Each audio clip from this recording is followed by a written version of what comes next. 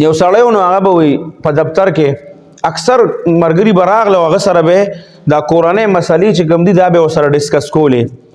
او هغه ته به وي یاره دا مسله ده راته کور کې وي زه څه وکړم دا مسله ده راته زه کور کې څه وکړم هغه به خو خلکو له مشوره ورکوله او صحیح مشوره به ورکوله خو اخره کې حیران شو چیرې دا ټول دفتر والا خلک پرېږدي او ما پسې راځي ما نه د کور د باره کې مشورې علي چیرې داسې دا مسله ده راته څه وکړم او دا مسله ده وی بیا یې معلومات وکړو چیرې دا خلک صرف ما له ولې راځي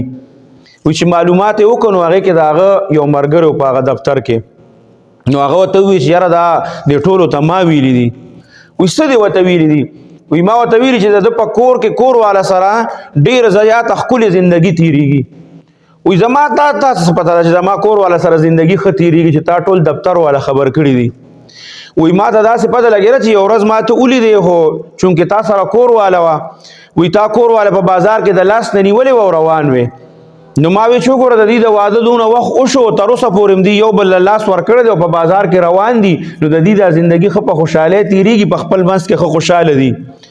خدای دې پوهېږه نو ته معلومات نه کې چې دا ما ولې داسې کړي وي زما کور والا کې یو مصیبت دی وي څه مصیبت دی پکې وي چې کله بازار کې رواني که نه نو چې په لاره باندې تېرېږي نو یو د شاپینګ دکان نه پرېږدي نو ما د لاسه نیولي چې ګرې به دکانونو باندې ورځي وی ما خو د دې وجه د لاسه نیولي او تا په دفتر کې به ما پسې مشوره کړې ده چې د ده کور کې تعلقات ښه دي او وخت یې ښه تېرېږي خلک راځي او د ما نه مشورې علي او ما نه تپوسونه کوي وی خلک خو معلومات وکړي که نه وی ما خو د لاسه نه دې وجې نیولي لکه د وړو په دکان ورمنډه کوي او شاپینګ کوي